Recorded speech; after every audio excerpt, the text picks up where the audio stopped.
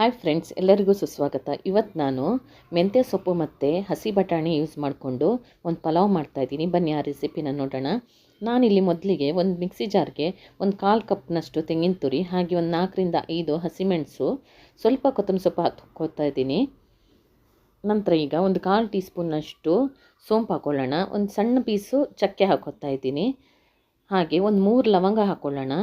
ಈಗ ಇದಕ್ಕೆ ಸ್ವಲ್ಪ ನೀರು ಹಾಕ್ಕೊಂಡು ನುಣ್ಣಗೆ ಇದನ್ನು ರುಬ್ಕೊಂಡು ಬರೋಣ. ನೋಡಿ, ಇಷ್ಟು ನುಣ್ಣಗೆ ರುಬ್ಕೊಂಡಿದ್ದೀನಿ. ಈಗ ಇದನ್ನು ಪಕ್ಕಕ್ಕೆ ಇಟ್ಕೊಂಡು ಒಂದು ಕುಕ್ಕರ್ನ ಬಿಸಿಗಿಡೋಣ. ಇದಕ್ಕೆ ನಾನಿಲ್ಲಿ 2ರಿಂದ 3 ಟೇಬಲ್ ಸ್ಪೂನ್ನಷ್ಟು ಎಣ್ಣೆ ಹಾಕ್ಕೊತಾ ಇದ್ದೀನಿ. ನಾನು ತೆಂಗಿನೆಣ್ಣೆ ಯೂಸ್ ಮಾಡೋದು. ತೆಂಗಿನೆಣ್ಣೆ ಹಾಕ್ಕೊಂಡಿದ್ದೀನಿ. ಹಾಗೆ ಒಂದು 2 ಪಲಾವಿನ ಎಲೆ ಹಾಕ್ಕೊಂಡಿದ್ದೀನಿ. 1 ಏಲಕ್ಕಿ, 1 ತುಂಡು ಚಕ್ಕೆ, ಹಾಗೆ ಒಂದು 3ರಿಂದ 4 ಲವಂಗ ಹಾಕ್ಕೊಳ್ಳೋಣ. ಈಗ ಇದಕ್ಕೆ 1 ಟೀ ಸ್ಪೂನ್ನಷ್ಟು ಸೋಂಪು ಹಾಕ್ಕೊತಾ ಇದ್ದೀನಿ. ಹಾಗೆ 1 ಟೀ ಸ್ಪೂನ್ನಷ್ಟು ಜೀರಿಗೆ ಹಾಕ್ಕೊಳ್ಳೋಣ. ನಾನಿಲ್ಲಿ ಒಂದು 2 ಸ್ಟಾರ್ ಹೂ ಬರುತ್ತಲ್ಲ, ಅದನ್ನು ಹಾಕ್ಕೊಂಡಿದ್ದೀನಿ. ಇದಿಷ್ಟು ಹಾಕ್ಕೊಂಡು ಒಂದು ಸಲ ಫ್ರೈ ಮಾಡ್ಕೊಳ್ಳೋಣ. ನಂತರ ಈಗ ಸ್ವಲ್ಪ ಒಂದು 2 ಕಟ್ ಮಾಡಿರೋ ಈರುಳ್ಳಿ ಹಾಕ್ಕೊತಾ ಇದ್ದೀನಿ.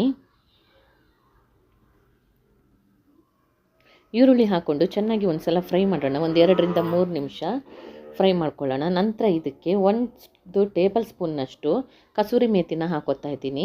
ಫ್ಲೇವರ್ ತುಂಬ ಚೆನ್ನಾಗಿರುತ್ತೆ ಎಣ್ಣೆಯಲ್ಲಿ ಫ್ರೈ ಮಾಡಿದ್ರೆ. ಈಗ ಇದಕ್ಕೆ 1 ಸ್ಪೂನಷ್ಟು ಶುಂಠಿ ಬೆಳ್ಳುಳ್ಳಿ ಪೇಸ್ಟ್ ಹಾಕ್ಕೊಳ್ಳೋಣ. ಶುಂಠಿ ಬೆಳ್ಳುಳ್ಳಿ ಪೇಸ್ಟ್ ಹಾಕ್ಕೊಂಡು ಚೆನ್ನಾಗಿ ಇದನ್ನು ಹಸಿ ವಾಸನೆ ಹೋಗೋವರೆಗೂ ಫ್ರೈ ಮಾಡ್ಕೋಬೇಕು. ಈಗ ಇದಕ್ಕೆ ಒಂದು ಅರ್ಧ ಟೀ ಸ್ಪೂನ್ನಷ್ಟು ಅರಿಶಿಣ ಪೌಡರ್ ಹಾಕ್ಕೊಳ್ಳೋಣ. ಹಾಕ್ಕೊಂಡು ಒಂದು ಸಲ ಮಿಕ್ಸ್ ಮಾಡ್ಕೊಳ್ಳಿ. ನಂತರ ಇದಕ್ಕೆ ನಾನಿಲ್ಲಿ ಹಸಿ ಬಟಾಣಿನ ತೊಗೊಂಡಿದ್ದೀನಿ. ನಾನಿಲ್ಲಿ ಒಂದು 3/4 ಕಪ್ನಷ್ಟು ಹಸಿ ಬಟಾಣಿನ ಹಾಕ್ಕೊತಾ ಇದ್ದೀನಿ. ಹಾಕ್ಕೊಂಡು ಒಂದು ಸಲ ಚೆನ್ನಾಗಿ ಮಿಕ್ಸ್ ಮಾಡ್ಕೊಳ್ಳಿ. ಈಗ ತಳ ಹಿಡ್ದಿದೆಯಲ್ಲ, ಅದಕ್ಕೋಸ್ಕರ ನಾನು ಸ್ವಲ್ಪ ಒಂದು 2 ಸ್ಪೂನ್ನಷ್ಟು ನೀರು ಹಾಕ್ಕೊತಾ ಇದ್ದೀನಿ. ತಳ ಎಲ್ಲ ಅಂಟಿರೋದೆಲ್ಲ ಬಿಟ್ಕೊಳ್ಳುತ್ತೆ.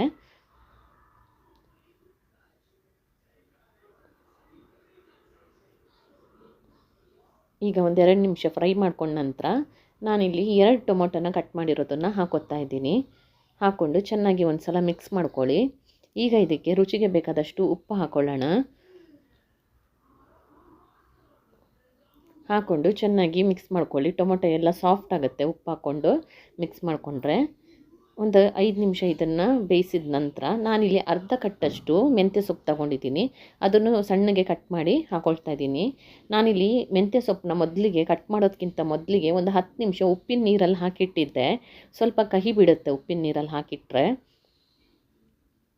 ಈಗ ನಾವು ಮೊದಲೇ ತೆಂಗಿನಕಾಯಿದು ಪೇಸ್ಟ್ ಮಾಡಿಟ್ಟಿದ್ವಲ್ಲ, ಅದನ್ನು ಹಾಕ್ಕೊಳ್ಳೋಣ. ಹಾಕ್ಕೊಂಡು ಮಿಕ್ಸಿ ಜಾರಿಗೆ ಸ್ವಲ್ಪ ನೀರು ಹಾಕ್ಕೊಂಡು ನಾನು ಕುಕ್ಕರ್ಗೆ ಹಾಕ್ಕೊತಾ ಇದ್ದೀನಿ. ಚೆನ್ನಾಗಿ ಇದನ್ನು ಹಸಿ ವಾಸನೆ ಹೋಗೋವರೆಗೂ ಚೆನ್ನಾಗಿ ಇದನ್ನು ಬೇಯಿಸ್ಕೊಳ್ಳೋಣ. ಒಂದು ಕುದಿ ಬರಬೇಕು, ಅಷ್ಟೊತ್ತವರೆಗೂ ನಾವು ಇದನ್ನು ಬೇಯಿಸ್ಕೋಬೇಕು. ನಾನಿಲ್ಲಿ ಒಂದು ಅರ್ಧ ಗಂಟೆ ಹೊತ್ತು ನೆನೆಸಿರೋ ಅಂಥ ಅಕ್ಕಿ ಹಾಕ್ಕೊತಾ ಇದ್ದೀನಿ. 1.5 ಕಪ್ ಇದೆ ಅಕ್ಕಿ ಇದರಲ್ಲಿ. ಈಗ ಇದಕ್ಕೆ 1.5 ಕಪ್ ಅಕ್ಕಿಗೆ 2.25 ಕಪ್ನಷ್ಟು ನೀರು ಹಾಕ್ಕೊತಾ ಇದ್ದೀನಿ. ನಾವು ಮಿಕ್ಸಿ ಜಾರ್ಗೆ ಸ್ವಲ್ಪ ನೀರು ಹಾಕ್ಕೊಂಡಿದ್ವಲ್ಲ, ಅದಕ್ಕೆ 2.25 ಕಪ್ನಷ್ಟು ಹಾಕ್ಕೊತಾ ಇದ್ದೀನಿ.